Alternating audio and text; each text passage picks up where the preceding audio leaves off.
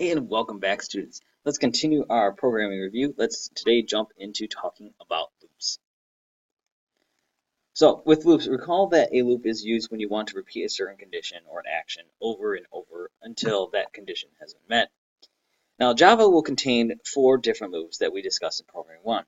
There's while loops, there's do while loops, for and for each. If you remember, a do while is pretty much a while loop, except it executes one block of code first before checking the loop conditions. Whereas a while loop checks the condition first. And a for each loop is just a different way of writing pretty much a for loop. Now, we will review today while and for loops. If you really want to use a do while or a for each loop, just please consult your notes from programming 1. All right, so jump into while. Now, while loop is used to test a condition, usually like a Boolean statement or some kind of comparison operator, and then execute the code for looping. Now, while loops loop either until that Boolean has been set to a condition that does not meet it. So like, for example, if the Boolean was true, if it gets changed to false, then that Boolean condition is no longer met and the loop will exit.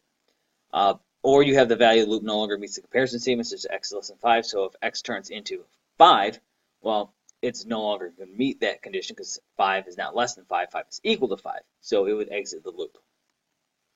Now remember, you can use any primitive type such as int, char, double, bool, etc. in order to use as a loop condition. All right, let's just look at some quick examples for while loops. So here I'm demonstrating an iterative loop. So I have while num is less than 0, num system.out.println, the value of num is plus num, num plus plus. So what it's doing is adding 1 to the value of num. Now what num is, it doesn't really matter. I guess it does matter because if it's 0 larger, it's never going to hit the loop. But obviously in this example, num is most likely set outside the loop. So let's say it's like num is equal to -5. That means in theory that loop is going to go through 5 times before it exits the loop, because it's going to go -5, -4, -3, -2, -1, and when it hits 0, it's no longer less than 0, so it exits out. And here's a demonstration of infinite loop. So while true, system.out.println looping. Notice there's nothing in here to iterate. It's just using a Boolean, in this case true. You of course could also have that be a Boolean value. Like for example, you could put Boolean value equals true, and then you could put while value is equal to true, and you could have run that way. But a lot of times you'll see this as well. All right, let's next jump into for loops. A for loop has 3 parts: the initial value, the end value, and an iteration. So here's a quick example for int I equals 1, I is less than 5, I plus plus. Now note that the initial value does not need to be initialized inside the loop construction. However, doing so can allow the value to be modified outside of your loop. So if you want that int I to be accessible outside of the loop, then what you're going to do is you're going to declare int I outside of the loop. If I don't want it accessible, I put it inside the loop, and that keeps it localized to just that loop.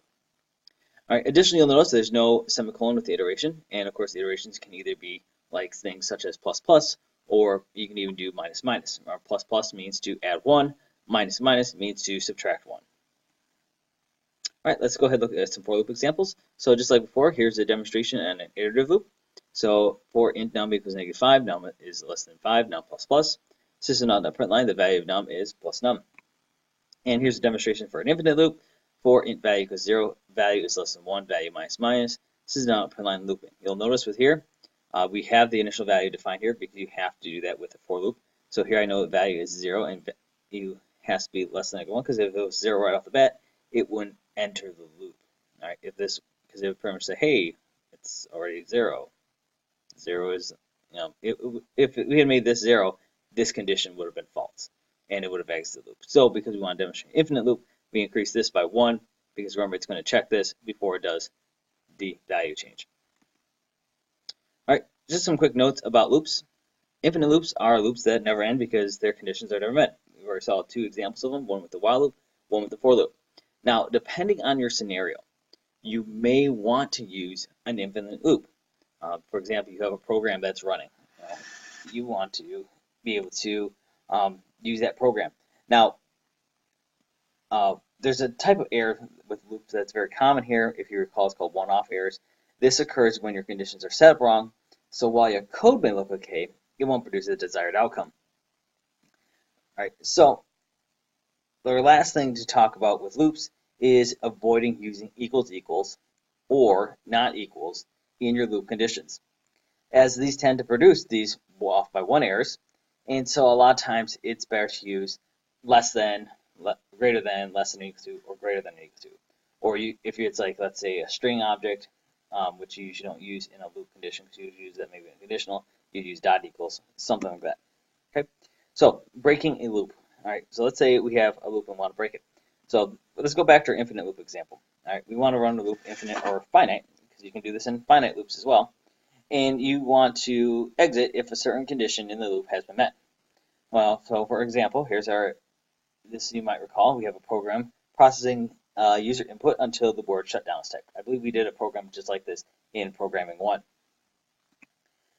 You can then use the break syntax in order to exit the loop. So you just type break semicolon. However, since we don't want to break the loop in the first iteration, and only when a condition is met, we're instead going to place the break statement inside of a conditional statement. So like if, or you could use cases too if you're using cases. If is probably the most common one. So like in the case of the shutdown one, like if the input, let's say, is the value of the string. If input dot equals, ignore case, shutdown, inside of that if statement would just be the command break. And what that does is allows the loop to continue to run until someone types shutdown, in which case it will break the loop. All right, and that's going to wrap up our notes for today, folks. We are zipping through our review pretty quickly. Next time we'll get into classes, and then when we're done with classes, we will jump and talk about arrays. So until then.